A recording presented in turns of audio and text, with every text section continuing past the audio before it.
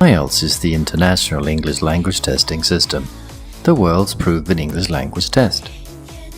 An impressive number of more than 1.5 million candidates took the IELTS exam in 2010.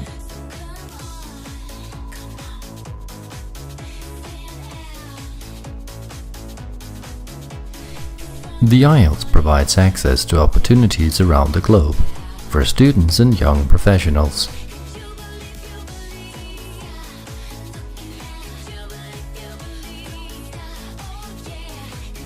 The IELTS consists of a listening, reading, writing, speaking module.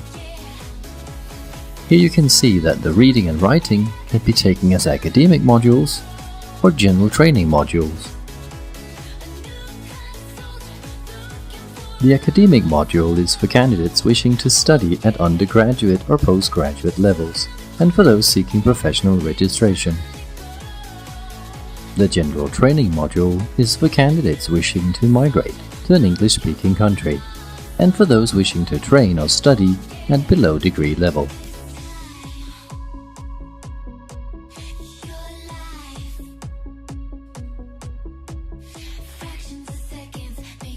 Here you can see the IELTS band score scale. It varies from 0 to 9. 0 did not attempt the test and 9 expert user. Most educational institutions in the year 2011 require your score to be 7 or above.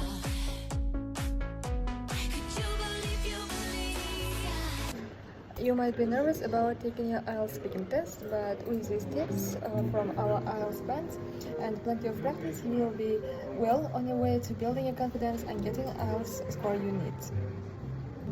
Tip 1. Don't memorize your answers. Don't memorize answers, especially in part 1. Memorized language doesn't give the examiner an accurate measure of your English language skill. The examiner will be able to tell if you have memorized your answers, and this may influence your final end score. Tip 2.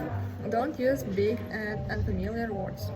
You may want to impress the examiner with big and complex words in your speaking test, but to be safe, avoid using words you are not familiar with. This higher chance of making mistakes by either mispronouncing words or using them in the wrong context. Mistakes can affect your final band score. Use a range of vocabulary that you know, which is relevant to the topic being discussed. Tips 3. Use a range of grammatical structure. When IELTS examiners assess your speaking skills, they mark you against the following assessment criteria: fluency and conference, lexical resource, grammatical range, and accuracy, pronunciation. Tip 4. Don't worry about your accent.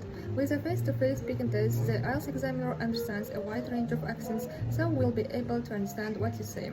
If you can communicate well, then there is nothing to worry about it, but do be aware of sounds that you have difficulty with and make sure to use stress and intonation, as English is a stress-systemic language. Practice with friends and they will tell you if they can't understand what you're saying. Tip 5. Pause to sing. There is no harm in taking a brief pause to think about what to say.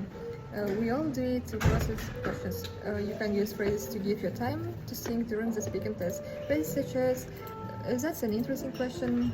I have never thought about it, but let me see. That's a good point. That's a difficult question, but I'll try to answer it." Well, some people say that is the case, however, I think, let me think about for a minute. Tip 6. Avoid using fillers. Speak confidently and avoid using filler words. We generally use fillers when we don't know what to say. However, this is show the examiner that you can't access the appropriate language or idea, so it's important to avoid them and use the phrases you gave you in tip 5.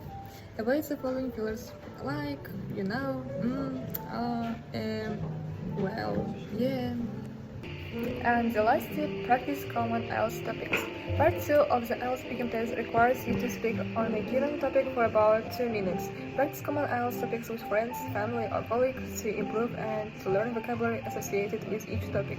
Common topics you can practice for the speaking test include tourism and travel, education, transport, environment, family life, sport and recreation, crime and punishment, the internet, advertising and retail, and etc.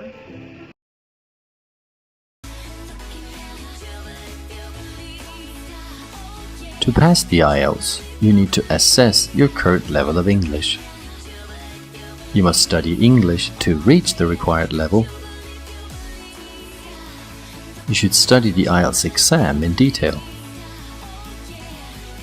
And you should work with IELTS exam practice materials.